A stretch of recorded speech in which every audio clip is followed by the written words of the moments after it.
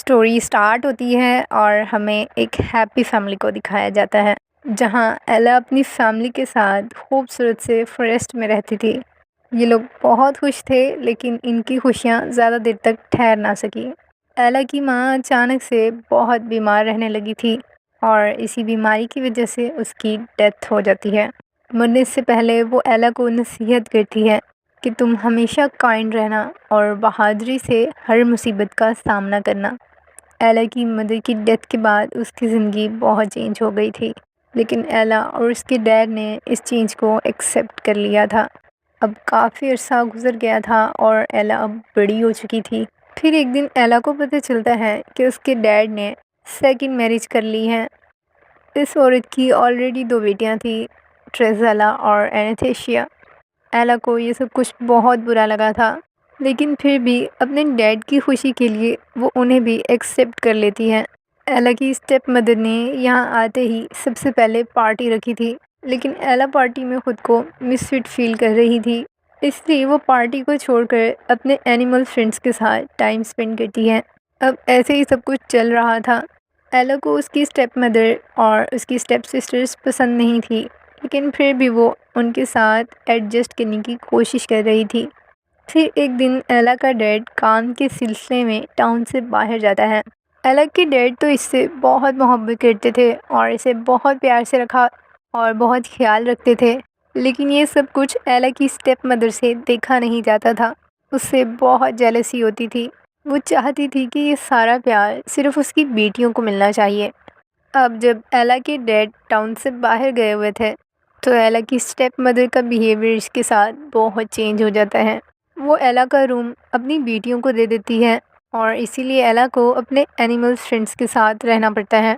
लेकिन वो इस सब के बावजूद भी खुश थी कि यहाँ रहकर एटलीस्ट उसे अपनी स्टेप मदर और उसकी बेटियों को फेस नहीं करना पड़ेगा। लेकिन ऐसा नहीं था। एला की स्टेप मदर बातों बातों में उससे सारे घर का काम करवाती थी। सारे वो काम जो सर्वेंट्स किया करते थे, अब एला से करवाए जा रहे थे। एला को एक होप थी कि जब उसका डैड वापस आएगा तो ये सब ठीक हो जाएगा, लेकिन किस्मत को तो कुछ और ही मंजूर था, क्योंकि एला की डैड का सर्वेंट आकर एला को बताता है कि रास्ते में एला की डैड की तबीयत बहुत ख़राब होने की वजह से उनकी डेथ हो गई।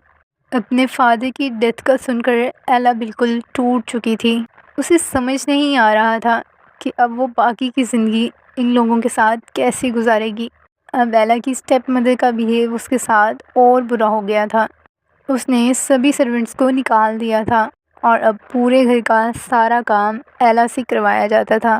वो सारा दिन काम करती और रात को उसे बचा कुचा खाना दिया जाता था, जो वो अपने माउस फ्रेंड्स के साथ बांट कर खा लेती थी। बहुत ज़्यादा ठंड की वजह से एला किचन में जलने वाली आग के करीब ही सोया करती थी और इसी वजह से उसके फेस पे बहुत से निशान बन गए थे। इसीलिए उसकी स्टेप सिस्टर्स ने इसे सिंड्रेला कहना स्टार्ट कर दिया था। फिर इन सबसे तंग आकर एक दिन एला अपना हॉर्स लेकर राइडिंग पर चली जाती है। जंगल में उसे एक स्टेज नज़र आता है, जिसका वहाँ पर कुछ लोग शिकार करने वाले थे। वहाँ कोई और नहीं बल्कि पैलेस का प्रिंस था। एला स्टेज को वहाँ से भगाने की कोशिश करती है और इसी दौरान उसका अपना हॉर्स भी आउट ऑफ कंट्रोल हो जाता है। तभी वहाँ प्रिंस आकर उसकी मदद करता है। एला प्रिंस को पहली नज़र में ही पसंद आ गई थी। प्रिंस उससे बात करने की कोशिश करता है, लेकिन एला अपना हॉर्स लेकर घर वापस आ जाती है।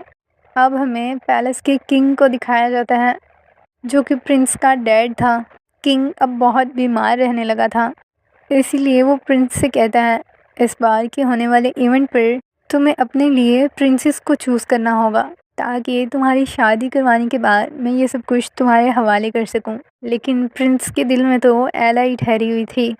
फिर वो अपने डैड से कहते हैं कि ठीक है, लेकिन आप इवेंट पे सभी लोगों को बुलाएंगे, यानी कि आम लोगों को भी इस इवेंट में इनवाइट किया जाएगा। किंग इस बात के लिए एग्री हो जाता है, लेकिन प्रिंस को डर था कि शायद किंग एला को एक्सेप्ट ना करें, क्योंकि किंग चाहते थे कि प्रिंस अपने लिए कोई प्रिंसेस चूज़ करे।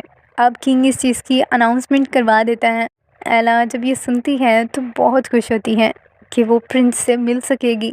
घर जाकर वो सब कुछ ट्रेज़ेला को बताती है और कहती है कि वो भी इस इवेंट में जाना चाहती है, लेकिन ट्रिज़ेला उसकी बहुत इंसल्ट करती है कि तुम सिर्फ़ एक सर्वेंट हो, वहाँ पर सिर्फ़ प्रिंसेस जा सकती हैं, इसलिए तुम घर पर रुककर अपने काम करो। इवेंट में तो मेरी बेटियाँ ही जाएंगी और प्रिंस के साथ शादी भी मेरी बेटियों में से ही किसी की होगी। एला उसकी बातें सुनकर उदास हो जाती है, लेकिन एला हार नहीं मानती क्योंकि वो प्रिंस से मिलना चाहती थी और यही उसके पास मौका था। एला के पास तो कोई ड्रेस भी नहीं था, इसलिए वो सोचती है कि वो अपनी माँ का ड्रेस पहनकर इवेंट में ज़रूर जाएगी। अब वो दिन आ चुका था जिसका सभी को इंतज़ार था।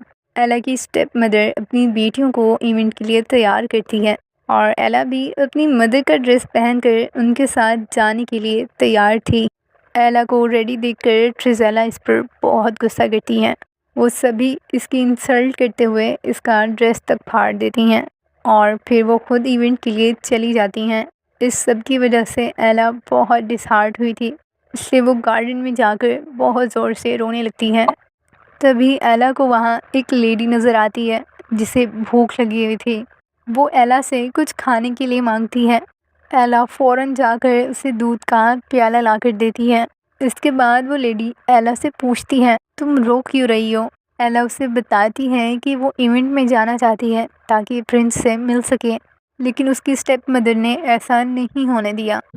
एला की बात सुनते ही वो बूढ़ी औरत एक खूबसूरत सी एंजल में बदल जाती है। एला ये देखकर बहुत हैरान थी। वो एला से कहती है, तुम परेशान मत हो, मैं तुम्हें इवेंट तक पहुंचा दूंगी। वो एला के लिए अपने मैजिक से खूबसूरत सी राइड तैयार करती है जिसके थ्रू एला इवेंट तक जा सकती थी। ये सब बहुत मैजिकल था।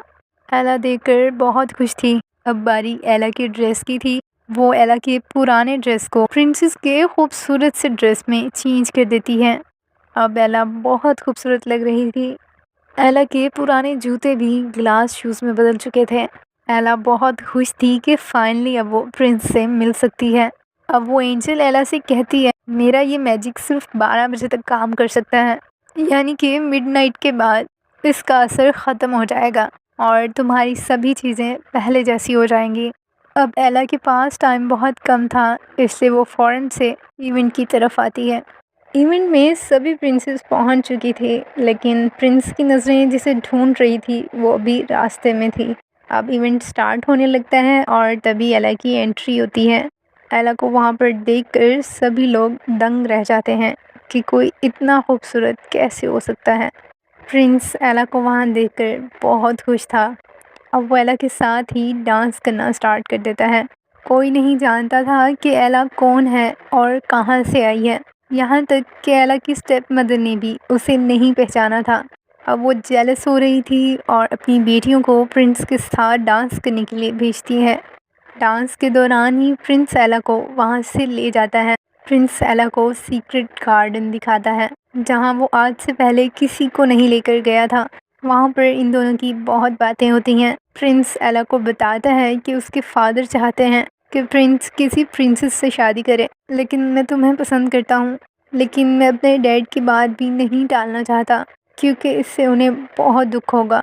प्रिंस कहता है कि उसे समझ नहीं आ रहा कि वो कैसे अपने डैड को मनाए।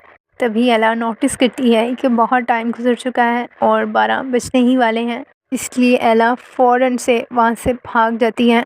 प्रिंस उसे रुकने के लिए कहता है, लेकिन वो प्रिंस की बात नहीं सुनती। एला बहुत स्पीडली बाहर आती है और तभी उसका शूज़ उतर जाता है। वो उसे उठाने के लिए पलटती है, लेकिन पीछे प्रिंस आ रहा था, इसीलिए उसे अपना शूज़ वहीं पर छोड़ना पड़ता है और वो वहाँ से चली जाती है। प्रिंस एला का शूज़ उठाकर उसे ढूंढने के लिए पीछे ही आ रहा था कि सोल्जर प्रिंस से कहते हैं कि आप रुक जाएं, हम उस लड़की को ढूंढ लाते हैं। फिर सोल्जर्स एला को ढूंढने के लिए निकल जाते हैं। प्रिंस बहुत हैरान था कि आखिर ऐसा क्या हुआ कि एला को इतनी जल्दी में वहाँ से निकलना पड़ा। एला अभी रास्ते में ही थी कि 12 बज चुके थे और एला अपनी पुरानी हालत में वापस आ गई थी। जादू का असर ख़त्म हो चुका था। हर चीज़ पहले जैसी हो गई थी, सिवाय उस शूज़ के जो प्रिंस के पास था और सेकंड एला के पास। एला बहुत खुश थी प्रिंस से मिलकर। अब वो देखती है कि उसकी मदर की राइड भी वहीं आ रही है, इसलिए फ़ौरन भागकर वो अपने घर में उस शू को छुपा देती है। एला बहुत खुश थी, इसलिए वो इस दिन को अपनी डायरी में राइट करती है। अब काफ़ी दिन गुजर चुके थे और किंग की हालत ख़राब हो रही थी। किंग ये भी जानता था कि प्रिंस एला को पसंद करता है, इसलिए किंग अपनी ज़िद छोड़कर प्रिंस से कहता है कि तुम जिस लड़की से शादी करना चाहते हो उसी लड़की को ढूंढ कर उससे शादी कर लो, मैं तुम्हें इस चीज़ की इजाज़त देता हूँ। प्रिंस ये सुनकर बहुत खुश था और तभी किंग की मौत हो जाती है। किंग के मरने के बाद अब प्रिंस किंग बन चुका था और फिर वो हर जगह एला को ढूंढना स्टार्ट कर देता है। वो अनाउंसमेंट करता है कि दूसरा शू जिस लड़की को फिट आएगा वो उसी से शादी करेगा। अब सोल्जर्स भी शू लेकर हर तरफ एला को ढूंढ रहे होते हैं। एला ये न्यूज़ सुनकर बहुत खुश होती है और फ़ौरन से अपने रूम में आकर शूज़ को निकालती है, लेकिन देखने पर उसे वो शूज़ वहाँ नहीं मिलता क्योंकि उसकी स्टेप मदर ने वो उठा लिया था, क्योंकि टरमैन नहीं चाहती थी कि एला की शादी प्रिंस से हो। इसीलिए अब वो एला को अपने घर के रूम में लॉक करके रखती है ताकि वो कहीं भी बाहर ना जा सके। वो चाहती थी कि ये शू उसकी बेटियों में से किसी को फिट आ जाए और फिर उन दोनों में से ही किसी की शादी प्रिंस से हो, लेकिन बहुत ट्राई करने के बाद भी वो शू किसी को फिट नहीं आता। हर तरफ सोल्जर्स एला को ढूंढ चुके थे लेकिन वो इन्हें कहीं नहीं मिलते। अब लास्ट घर ट्रेसिला का था। सोल्जर्स यहाँ आकर उसकी दोनों बेटियों को शू ट्राई करवाते हैं लेकिन वो उन्हें फिट नहीं आता। अब सोल्जर वहाँ से वापस आ रहे थे कि उन्हें वहाँ एला की सिंगिंग की आवाज़ सुनाई देती है। तभी सोल्जर ट्रेसेला से पूछते हैं कि आवाज़ किसकी है। ट्रेसेला कहती है कि उनके घर में और कोई नहीं है। अब वो सोल्जर्स को वहाँ से जाने के लिए कहती है। तभी सोल्जर की यूनिफॉर्म से प्रिंस बाहर आता है। प्रिंस तो सोल्जर्स के साथ काफ़ी टाइम से एला को ढूंढ रहा था, लेकिन उसने अपनी आइडेंटिटी को हाइड रखा हुआ था। प्रिंस के कहने पर अब एला को उसके सामने लाया जाता है। एला को अपने सामने देखकर प्रिंस बहुत खुश था। वो एला को शादी के लिए प्रपोज करता है और शूज़ ट्राई करने पर वो एला को बिल्कुल फिट था। एला भी बहुत खुश थी कि फाइनली प्रिंस ने उसे ढूंढ लिया। अब प्रिंस एला को अपने साथ ले जाता है। वहाँ से जाने से पहले एला अपनी स्टेप मदर को और सिस्टर्स को माफ़ कर देती है। प्रिंस और एला की शादी हो जाती है और फिर वो अपनी बाकी ज़िंदगी खुशी खुशी गुजारते हैं। इसी तरह से यही इस स्टोरी की हैप्पी एंडिंग होती है। मुझे यकीन है कि आपको कहानी अच्छी लगी होगी और फिर इसी के साथ ही बाय बाय।